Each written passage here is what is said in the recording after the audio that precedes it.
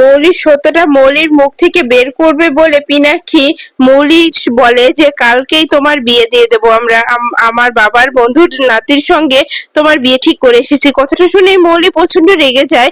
হ্যাঁ বন্ধুরা, এমনটাই দেখা যাবে। বিস্তারিত জানতে ভিডিওটিকে লাইক দিয়ে চ্যানেলটি সাবস্ক্রাইব করে দেখতে থাকুন। গল্পের শুরুতেই দেখা যাবে তানিয়া যখন ঈশানীর ঘরে এসে বলে যে ও দিদি ভাই আমার মার উপরে তুমি আর রাগ করে থেকো না দিদি ভাই, আমার মা তোমার এই রাগ দেখে না খুব কষ্ট পাচ্ছে দিদি ভাই, মা অনেক কষ্ট পাচ্ছে, আমি মাকে দেখেছি চোখে জল ফেলতে, দিদি ভাই তুমি যেভাবে কষ্ট পাচ্ছ মাও ঠিক সেভাবেই কষ্ট পাচ্ছে। তখনই ঈশানী বলে যে তানিয়া এখন এসব কথা থাক না তানিয়া, আমি তোমার মাকে কখনোই ক্ষমা করতে পারবো না। তখনই তানিয়া বলে দিদি ভাই মা কি এমন অপরাধ করলো যে মাকে তুমি ক্ষমা করতে পারবে না দিদি ভাই, মাকে তুমি ক্ষমা করে দাও। তখনই ঈশানী বলে তোমাকে এখানে কি বাণী পাঠিয়েছে তানিয়া? তখনই তানিয়া বলে না দিদি ভাই, আমাকে কেউ পাঠায়নি, আমি মাকে বুঝিয়েছি জানো তো যে তোমার উপরে যেন মা রাগ না করে থাকে, তুমি যতই অভিমান করো আর যতই বকো কিন্তু মাকে তো তুমি ভালোবাসো বলো দিদি ভাই। তখনই ঈশানী মনে মনে বলে কেন আমার এমন মনে হচ্ছে যে আমি কোনো অন্যায় করছি, কিন্তু যদি বাণীর কথা বিশ্বাস করি তাহলে আমার মেয়ে মৌলির উপরে আমি অন্যায় করব, সেটা তো আমি কিছুতেই হতে দিতে পারবো না, আমি কিছুতেই এগুলো মেনে নিতে পারবো না, আমার মেয়ে মৌলির সঙ্গে কোনো অন্যায় আমি হতে দেব না। তখনই তানিয়া বলে দিদি ভাই কি ভাবছো তুমি, দিদি ভাই তুমি নাকি খাবার খাচ্ছ না দিদি ভাই, তুমি খাবার খাচ্ছ না দেখে আমারও খুব কষ্ট হচ্ছে, তুমি এখানে বসো দিদি ভাই আমি এখনই আসছি। এই বলে তানিয়া দরজা খুলে যখনই বাইরে আসে তখনই বাণী বলে মামাম কি হয়েছে, কোথায় যাচ্ছ মামাম, আমার কথা শোনো।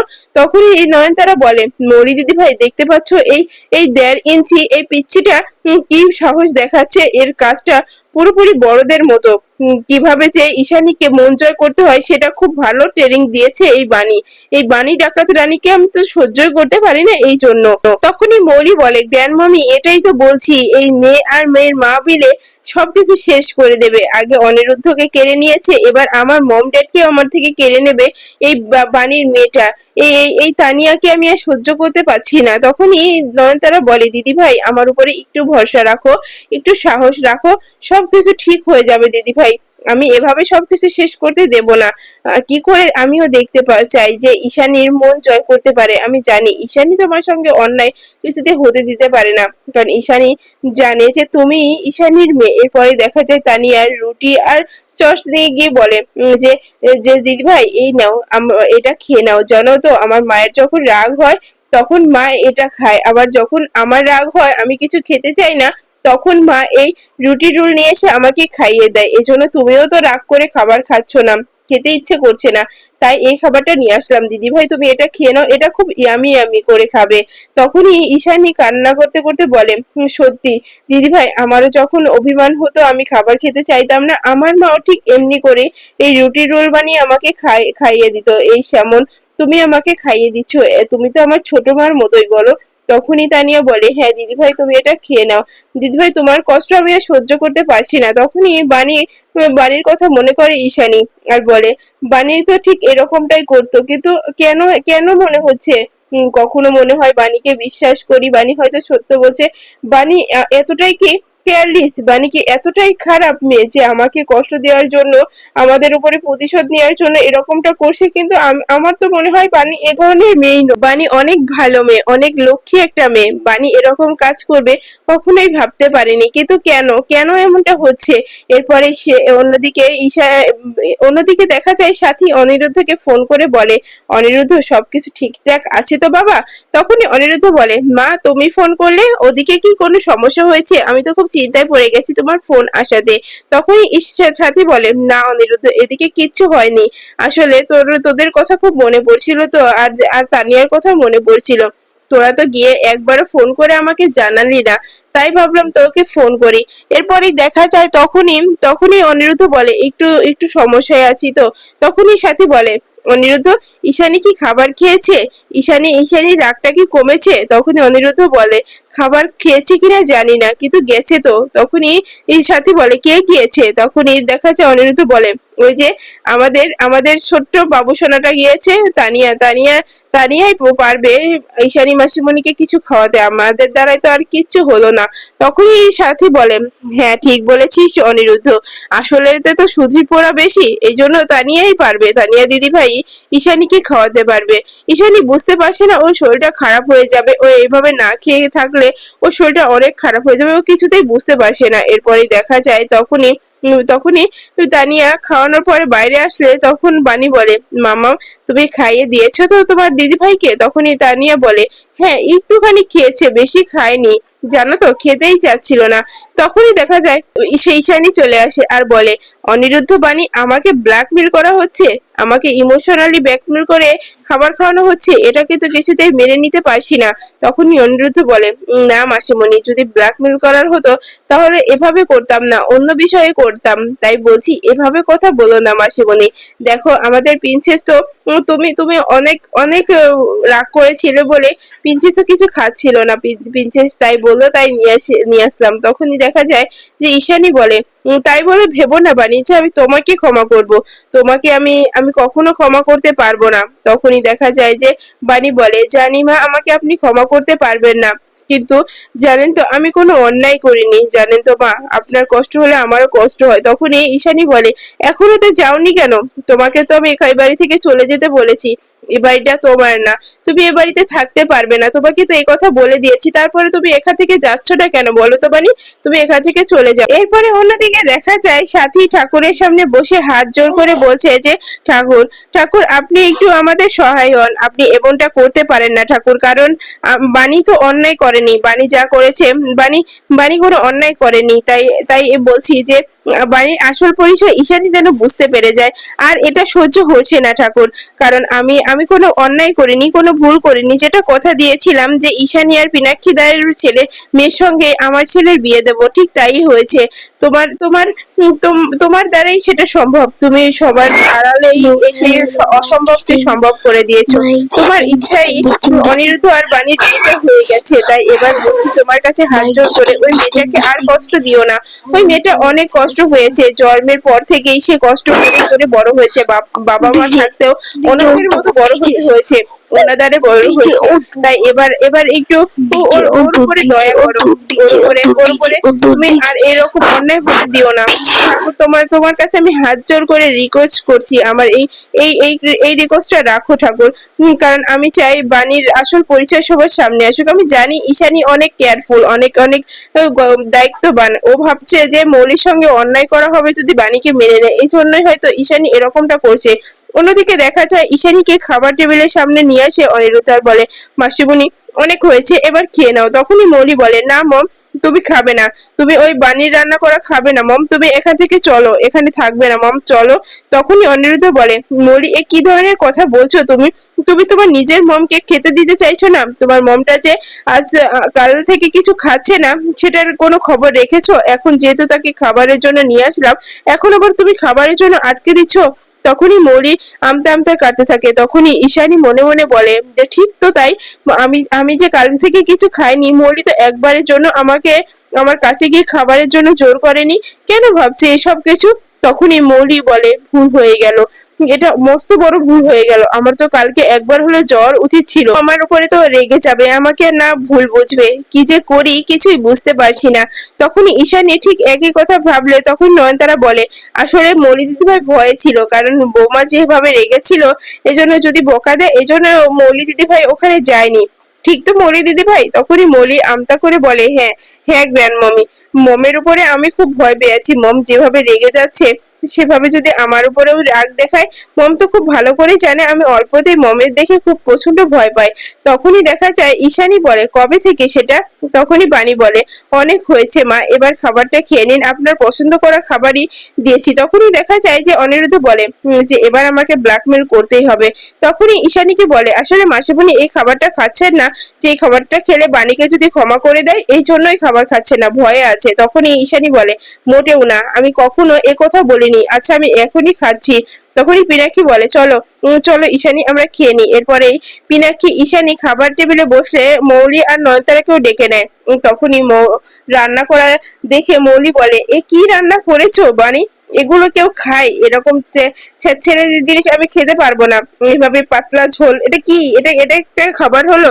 তখনই দেখা যায় যে বানি বলে, মৌলি দিদিমণি এটা গরমের জন্য ভালো খাবার, এটা খেয়ে নিন, শরীর ভালো থাকবে। তখন ঈশানী বলে, হ্যাঁ হ্যাঁ মৌরি, এই খাবারটা খেলে শরীর ঠান্ডা থাকবে, ভালো থাকবে, তাই এই খাবারটাই খেয়ে নাও, এটাই ভালো হবে। তখনই মৌলি বলে, না আমি এটা খেতে পারবো না। তখন নয়নতারা মৌলিকে থামিয়ে দিয়ে বলে, মৌলি দিদি ভাই, এখন যদি কোনো কিছু করতে চাও তাহলে কিন্তু সবার চোখে তুমিই খারাপ হয়ে যাবে, সেটা কিন্তু আমি কিছুতে হতে দিতে পারবো না। তাই এখন এগুলোই খেয়ে নাও। এরপরে মৌলি বলে, কি করে খাবো আমি এগুলো? এগুলো কি খাওয়া যায়? এগুলো আমি সহ্য করতে পারছি না গ্র্যান্ড মমি। তখনই নয়নতারা বলে, এগুলো খেতে হবে দিদি ভাই, এখন কোনো বাধা দিও না, এগুলো খেয়ে নাও। এরপরই দেখা যায় তখন অনিরুদ্ধ অনিরুদ্ধ বলে যে, ঠাম্মি খাবারটা কেমন হয়েছে? তখনই নয়নতারা বলে, একটু ভালো হয়নি, এটা একটা খাবার হলো? এর থেকে ঈশানী বাবা কত ভালো করে সুস্বাদু করে খাবার রান্না করে। তখনই পিনাকি বলে, না না অনিরুদ্ধ, খাবারটা আসলেও খুব সুস্বাদু হয়েছে, এরকম খাবার যে অনেক দিন পর খেয়েছি। তখনই ঈশানী বলে ওঠে, যতই ভালো ভালো খাবার রান্না করে খাওয়াক না কেন বানি, তাই বলে বানিকে কিন্তু ক্ষমা করে দেবো না আমি। বানিকে কখনোই ক্ষমা করে দেয়া প্রশ্নই আসে না। এরপরে দেখা যায় তখন তানিয়া এসে বলে, দিদি ভাই মায়ের উপরে এভাবে রাগ করো না। তখনই ঈশানী বলে, এই যে দিদি ভাই, তুমি এখানে বসো, আমি তোমাকে নিজ হাতে খাইয়ে দিচ্ছি। তখনই বানি আর অনিরুদ্ধ বলে, মামা আমাকে বসিয়ে দেওয়াটাই ভালো হবে। এরপরে তানিয়াকে বসিয়ে দিলে তখনই ঈশানী তানিয়াকে খাওয়াতে থাকে, এদিকে তানিয়াও খাবার খায়। তখনই পিনাকির ফোনে ফোন আসে, তখন সবাই একটু অবাক হয়ে যায়। তখনই পিনাকি ফোনটা রিসিভ করে বলে, কে বাবা, তুমি ফোন করেছো, কি হয়েছে বাবা? তখনই ওপার থেকে মৌলির দাদাই বলে ওঠে যে, পিনাকি আমি একটা খবর যে বলার জন্য ফোন করেছি, আসলে আমি একটা সিদ্ধান্ত নিয়েছি। তখনই পিনাকি বলে, কি হয়েছে বাবা, কি সিদ্ধান্ত নিয়েছো? তখনই পিনাকি কথা শুনে মৌলির দাদাই বলে, আমি মৌলির বিয়ে ঠিক করে দিয়েছি, আমার বন্ধুর নাতির সঙ্গে বিয়েটা ঠিক করেছি। তারা বিদেশে থাকে, মৌলিকে বিয়ে করে নিয়ে বিদেশে চলে যাবে। কথাটা শুনে মৌলি খুবই চমকে যায়। আর নয়নতারা বলে, কি বলছে এই সবকিছু? বুড়োটা বুড়োটা এভাবে মৌলি দিদিভাই বিয়ে ঠিক করতে পারে না, কি করে বিয়ে ঠিক করবে এরকম? তো এরপরেই দেখা যায় তখনই ঈশানী বলে, মৌলির বিয়ে ঠিক করে ফেললো বাবা আমাদের কিছু না জানিয়ে। তখনই পিনাকি বলে, হ্যাঁ বাবা হয়তো ভালো বুঝেছে তাই বিয়েটা ঠিক করেছে। বাবা বাবা মৌলিকে তো অনেক ভালোবাসে তাই। তখনই দেখা যায় যে তখনই মৌলি বলে যে, এটা কি বলছো দাদাই, আমি এখন বিয়ের শাদী করতে পারবো না। তখনই নয়নতারা বলে ওঠে, এই যে শুনছো, আমি বলছি, নয়ন বলছি, তুমি কি করে মৌলি দিদিভাই বিয়ে দিতে পারো? আমাদের একমাত্র নাতৃ যদি বিদেশে চলে যায়, তাহলে আমাদের এই সম্পত্তির কি হবে? এই রায় আর চ্যাটার্জি ইন্টারন্যাশনাল এর কি হবে? সবকিছু তো মৌলিরই দেখাশোনা করে বলো। তখনই ওপার থেকে মৌলির দাদাই বলে ওঠে, না ওগুলো আর মৌলিকে দেখতে হবে না, মৌলির উপরে তো দায়িত্ব দিয়ে দেখেছি ব্যবসাটা কিভাবে নষ্ট করে দিচ্ছে, তাই মৌলিকে ব্যবসায় আর ঢুকাতে পারবো না। মৌলিকে বিয়ে দিয়ে শ্বশুর বাড়ি পাঠিয়ে দেবো, আর ওই স্বামীর সঙ্গে বিদেশে থাকবে, সেখানে মৌলি ভালো থাকবে। তখনই মৌলি বলে, গ্র্যান্ড মামি দেখেছো তো দাদা কি একটা সিদ্ধান্ত নিয়েছে, এটা একদম ভালো হয়নি। তখনই দেখা যায় অনিরুদ্ধ বলে, হ্যাঁ হ্যাঁ বাড়ি, তুমি চুপ করে থাকো, দেখো কি হয়, দেখো এই এই জল কত দূর গড়ায়। এরপরে দেখা যায় মৌলি মনে মনে বলতে থাকে, আমি কিছুতে এগুলো মেনে নিতে পারবো না, কি করে আমার বিয়ে দিতে পারে? আমি অন্য কাউকে বিয়ে করতে পারবো না, আমি বিয়ে করে সংসার করতে পারবো না, এভাবে কখনোই হতে পারে? কখনোই হবে না, কারণ আমি এই এই সম্পত্তি ছেড়ে দিতে পারবো না। যতই আমাকে বিয়ে দিয়ে দূরে করে দিতে চাক না কেন, কিন্তু আমি তো বিয়ে করে কোথাও যাব না। এই রায় এয়ার ইন্টারন্যাশনালের সমস্ত সম্পত্তি আমার, এই মৌলি রয়ের। আমি এখান থেকে চলে গেলে এই বাণী বাণী আমার জায়গা দখল করে নেবে, সেটা তো আমি কিছুতেই মেনে নিতে পারবো না, কিছুতেই এটা হবে না, আমি এটা হতে দেব না। এরপরে দেখা যায় যে নয়নতারা বলে, আমাকে কিছু একটা করতে হবে, দিদিভাইয়ের বিয়েটা আটকাতেই হবে। ওই বুড়োটা কি মন কোন দিকে গিয়ে এই বিয়েটা যে ঠিক করেছে আমি জানি না, কিন্তু এই বিয়েটা তো আমাকে আটকাতেই হবে, এভাবে তো চলতে দিতে পারে না, আমাকে যে করে হোক সবকিছু নিজে হাতে হ্যান্ডেল করতে হবে। এরপরে দেখা যায় যে মৌলি রাগ করে চলে যায়, বলে আমি কিচ্ছু খাবো না, এখন আমার খাবারের কোনো ইচ্ছে নেই। এরপরে দেখা যায় তখনই পিনাকি মনে মনে বলে, মৌলি আমিও ব্যাপারটা বুঝতে পারছি, কারণ অনিরুদ্ধ আর বাণী একদম মিথ্যে কথা বলছে না, তোমার এই সত্যটা ধরার জন্য আমাকে এই চালটা খাটাতেই হলো। আমি এই চালটা খাটিয়ে তোমার আসল আসল রূপটা বের করে ফেলবো, তোমাকে আমি কিছুতেই ছেড়ে দেব না, তোমাকে তোমাকে সত্যটা সবার সামনে স্বীকার করতেই হবে দিদি ভাই। অন্যদিকে দেখা যায় যে বিদ্যুতের সঙ্গে নয়নতারা দেখা করার জন্য একটা হোটেলে যায়, আর সেখানে বিদ্যুতের সঙ্গে দেখা করে বলে যে, বিদ্যুৎ এখানে ডাকলে কেন, কি হয়েছে বলো? তখনই বিদ্যুৎ আর কুয়াশা বলে, একটা কথা বলার জন্য আপনাকে এখানে ডেকে পাঠানো হয়েছে, আপনি কি ভেবেছেন যে সবকিছু এভাবে লুকিয়ে রাখবেন? না, সেটা করতে পারবেন না। এরপরে দেখা যায় যে নয়নতারা বলে ওঠে যে, বিদ্যুৎ আর কুয়াশা কুয়াশা এখানে ডেকেছো কেন সেটা আগে বলো। তখনই বিদ্যুৎ বলে, আসলে আমি আমি কোটি টাকা লটারিটা হেরে গেছি, আমি যে কতটা আফসোস করছি সেটা বলে বোঝাতে পারবো না ম্যাডাম। তখনই নয়নতারা বলে, কি বলতে চাইছো বিদ্যুৎ, আমি তোমার কথা বুঝতে পারছি না। তখনই কুয়াশা বলে, এই বিদ্যুৎ, এইসব কথা যদি তুমি মুখে আনো, তোমার এই বুকের উপর দিয়ে কিন্তু আমি গাড়ি চালিয়ে দেবো, বলে দিচ্ছি। তুমি আমাকে এভাবে অপমান করতে পারো না। তুমি কি মনে হয় তুমি আমাকে ছেড়ে দিয়ে ওই ওই রাক্ষসীটাকে বিয়ে করবে? সেটা আমি কিছুতেই হতে দিতে পারবো না। তখন নয়নতারা বলে, কি হচ্ছে তোমাদের, কি নিয়ে তোমরা এভাবে ঝগড়া করছো? এভাবে ঝগড়া করো না, কি হয়েছে সেটা বলো। বিদ্যুৎ, তুমি কি বলতে চাইছো?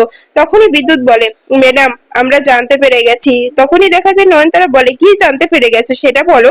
তখনই বিদ্যুৎ বলে, আসলে এই যে আমি কথা শুনেছি পিনাক্ষী এই মৌলি ম্যাডামের ড্যাড, পিনাক্ষী রায়ের, আর ওই যে এখানে এ বাড়িতে থাকে না নকুল দাদু মানে ওটা কে চিনি নেই। তখনই দেখা যায় যে, তখনই নয়নতারা বলে, নকুল আমার ছেলে, আমার নকুলের কথা কি হয়েছে সেটা বলো। তখনই বিদ্যুৎ বলে ওঠে, আমি ওদের বলতে শুনেছি যে বাণী এই বাড়ির আসল মেয়ে, মৌলি নয়। আসলে এটাই সত্য। কথাটা শুনে চমকে যায় মৌলি আর নয়নতারা। আর তখনই মৌলি বলে, এই বিদ্যুৎ এই কথাগুলো জানতে পারলো কি করে? তখনই দেখা যায় নয়নতারা বলে, বিদ্যুৎ, তুমি এই কথা কোথা থেকে জানলে বলো।